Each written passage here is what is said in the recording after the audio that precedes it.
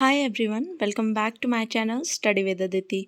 In this video, we are going to discuss about cognitive development theory, जिसमें कि आज हम जीन प्याजे की इम्पॉर्टेंट जो थ्योरी रहती है कॉग्निटिव डेवलपमेंट के लिए उसको डिस्कस करेंगे।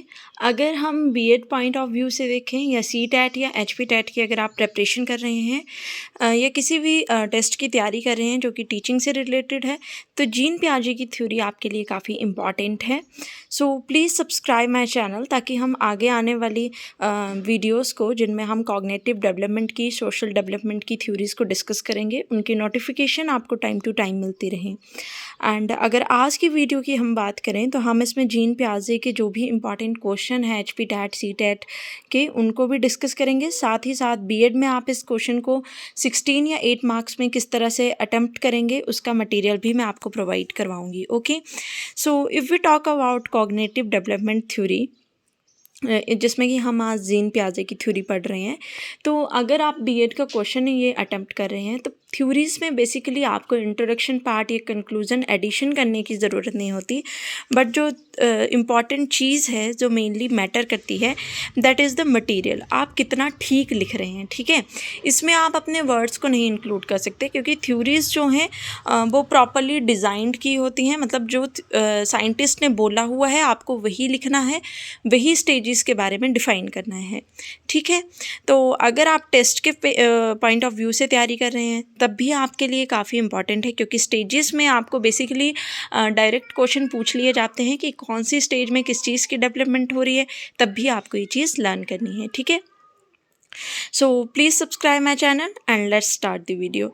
अगर हम जीन प्याजे की बात करें तो वो एक स्विस साइकोलॉजिस्ट थे जिनका जन्म जो है 1886 में स्विट्ज़रलैंड में हुआ था। ठीक है, तो आपको बेसिकली ये क्वेश्चन भी पूछा जा सकता है कि जीन प्याजे का बर्थ कहाँ पे हुआ था या फिर किस ईयर में हुआ था। ठीक है, एंड उन्हें फादर ऑफ चाइल्ड साइकोलॉजी भी बोला जाता है।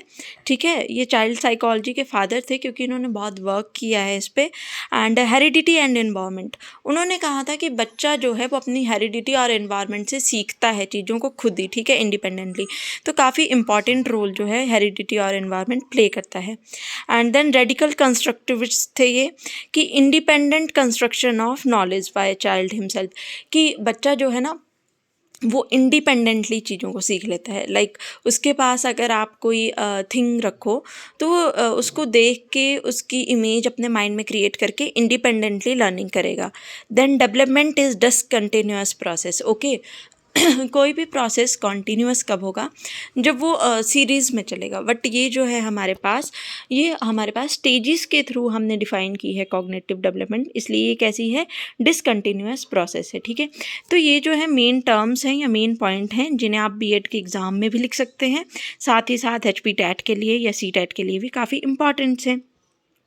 देन इम्पॉर्टेंट टर्म्स की बात करें जो प्याजे की थ्योरी में यूज़ होती हैं, सो सबसे इम्पॉर्टेंट एंड सबसे जो ज़्यादा यूज़ टर्म है दैट इज़ स्कीमा। ठीक है, अब स्कीमा क्या होता है, इन टर्म्स को जब आप समझ लेंगे ना आराम से, तो आपको जो स्टेजेस को समझने में प्रॉब्लम नहीं आएगी। ठीक है, तो अगर इम्पॉर्टेंट टर्म्स की हम बात करें तो फर्स्ट इज स्कीमा। ठीक है, स्कीमा क्या होता है, ऑर्गेनाइज्ड कैटेगरी ऑफ इंफॉर्मेशन, कि जो हमारे पास इंफॉर्मेशन है उसको ऑर्गेनाइज्ड करेगा बच्चा। ठीक है, मतलब मान लो उसे हम बताते हैं कि एक डॉग है, तो ठीक है उस इंफॉर्मेशन को उसने ऑर्गेनाइज्ड कर लिया है कि ये एक डॉग है। ठीक है, दैट इज स्कीमा।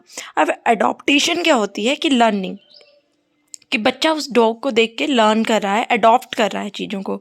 जैसे कि डॉग की 4 लेग्स है, एक पूंछ है। ठीक है, तो ये चीज़ क्या की बच्चे ने अडॉप्ट कर ली। ठीक है, आफ्टर दैट एसिमिलेशन। एसिमिलेशन क्या होता है, एडिशन। ठीक है, एडिशन मतलब बच्चा जो है वो डिफ्रेंशिएट कर ले रहा है कि ये कैट है, ये डॉग है, क्योंकि उसने स्कीमा के थ्रू जो इन्फॉर्मेशन है वो ऑर्गेनाइज्ड कर रखी है। Then if we talk about accommodation, addition of new information, कि अगर हम उसके पास ऐसे 3-4 डॉग्स को साथ में बता दें तो उसने क्या किया, न्यू इन्फॉर्मेशन को ऐड कर लिया। ठीक है, अकोमोडेशन होगी कि हाँ वो डॉग है, ये उसको पता है, बट अगर 3-4 डॉग सामने हैं तो वो सब भी डॉग्स हैं, ये भी उसको पता है। देन इक्विलिब्रियम, बैलेंस जो बच्चे ने क्रिएट कर लिया एसिमिलेशन और एकोमोडेशन के बीच में। एडिशन भी कर ली उसने चीज़ों को लेके, मतलब उसमें उसको इन्फॉर्मेशन जो है ऑर्गेनाइज्ड हो गई है। So these are important terms then come to the stages of cognitive development. ठीक है, अगर हम स्टेजेस की बात करें तो जीन पियाजे ने 4 स्टेजेस दी थी, जिन्हें हम वन बाय वन डिस्कस करेंगे। ओके, तो अगर हम स्टेजेस की बात करें, जो फर्स्ट स्टेज है सेंसरी मोटर स्टेज, और ये जो मेरे नोट्स हैं, आपको भी जब आप बीएड का पेपर अटेम्प्ट करेंगे तो इसी तरह से आपको इन चीज़ों को लिखना है, जिससे आप हाई स्कोर कर सके, सॉरी। एंड अगर आप टेस्ट की तैयारी कर रहे हैं तो इन चीज़ों को आपको माइंड में रखना है कि जैसे सेंसरी मोटर स्टेज कब स्टार्ट होगी, बर्थ से लेकर 2 ईयर्स तक। ठीक है, इसमें जो है बच्चा रिफ्लेक्स एक्शन सीखेगा। कब तक? 30 दिनों तक, जन्म के बाद 30 दिनों तक, मतलब सेंसेस के थ्रू नॉलेज को गेन करेगा। सेंसेस हमारी कौन कौन सी होती हैं? 5 सेंसेस। ठीक है, उनके थ्रू जो है वो नॉलेज को गेन कर रहा है। Then primary circulation reaction. ठीक है, स्टार्ट एक्सप्रेसिंग फीलिंग, रो के बच्चा बता रहा है कि उसको भूख है, तो ये क्या कर रहा है? अपनी फीलिंग्स को एक्सप्रेस कर रहा है। सर्कुलेशन हमने इसलिए यूज़ किया है कि वो चीज़ें रिपीट हो रही हैं 1 to 4 मंथ्स तक। देन सेकेंडरी सर्कुलेशन रिएक्शन, कि अब जो बच्चा है वो थ्रो कर रहा है ऑब्जेक्ट को, एक्शंस को रिपीट कर रहा है अपने। ठीक है, then coordination of secondary schema 8 to 12 months तक ही रहती है, जिसमें बच्चा जो है वो इमिटेट करना सीखता है, और अब बच्चा थोड़ा ज़्यादा अंडरस्टैंड करने लगता है चीज़ों को। Then tertiary circular reaction, hit and trial, मतलब बच्चा जो है वो बार बार चीज़ों को कर रहा है, उसमें गलतियाँ भी कर रहा है और सीख भी रहा है। देन ऑब्जेक्ट परमानेंस, ये जो है सॉरी ऑब्जेक्ट परफॉर्मेंस। ठीक है, अब बच्चा जो है 18 to 24 मंथ्स में चीज़ों को याद कर रहा है। मतलब पहले क्या होता था कि हम अगर किसी टॉय को बच्चे से छुपा दे रहे हैं, ठीक है, तो बच्चा कुछ टाइम बाद चीज़ को भूल जा रहा है, बट अब क्या चीज़ हो रही है कि बच्चा उस चीज़ को याद रख रहा है, बच्चा भूल नहीं रहा। तो आपसे इस तरह से भी क्वेश्चन पुट किया जा सकता है कि जो प्राइमरी सर्कुलेशंस रिएक्शंस हैं वो किस स्टेज में आते हैं, तो वो आपको चीज़ें याद रखनी है कि वो सेंसरी मोटर स्टेज में आते हैं। Then come to the second stage, जो कि 2 to 7 ईयर्स रहेगी, एंड इसमें बेसिकली 2 हमारे पास फेज़ आते हैं, प्री ऑपरेशनल एंड इंशुटेटिव। ठीक है, तो ये 2 to 4 और 4 to 7 तक रहेगा। इसमें बच्चा थोड़ा ईगोसेंट्रिक हो जाता है, लाइक बच्चे को लगता है कि जो वो बोल रहा है वो ठीक है, वो ज़िद्दी टाइप का हो जाएगा। ठीक है, इमिटेट करना शुरू कर देगा। देन लिविंग थिंग्स और नॉन लिविंग थिंग्स मतलब मिक्स कर देगा, लाइक उसको लगेगा कि अगर हमारे पास आर्टिफिशियल डॉग टॉय है तो ओरिजिनल भी जो है डॉग है वो टॉय ही है। ठीक है, और इरिवर्सिबिलिटी बच्चे में रहती है, लाइक अगर आप उसे बताते हैं कि 2 - 2 is 0, देन अगर आप उसको बताएंगे कि 0 + 2 is 2, वो इस चीज़ को नहीं डिफ्रेंशिएट कर पाएगा, रिवर्सिबिलिटी नहीं आएगी। सेंट्रेशन की अगर हम बात करें तो वो 2 चीज़ों पे फोकस नहीं कर सकता इस स्टेज में। जैसे अगर मैंने यहाँ पे मान लीजिए छोटे छोटे डॉट 4 लगा दिए और यहाँ दूर दूर डॉट लगा दिए 4, ठीक है, तो बच्चा क्या है, उन दूर दूर डॉट को ही ज़्यादा समझेगा, यानी कि वो फोकस नहीं कर सकता उन दोनों में। ठीक है, लैंग्वेज की डेवलपमेंट इस स्टेज में हो जाएगी।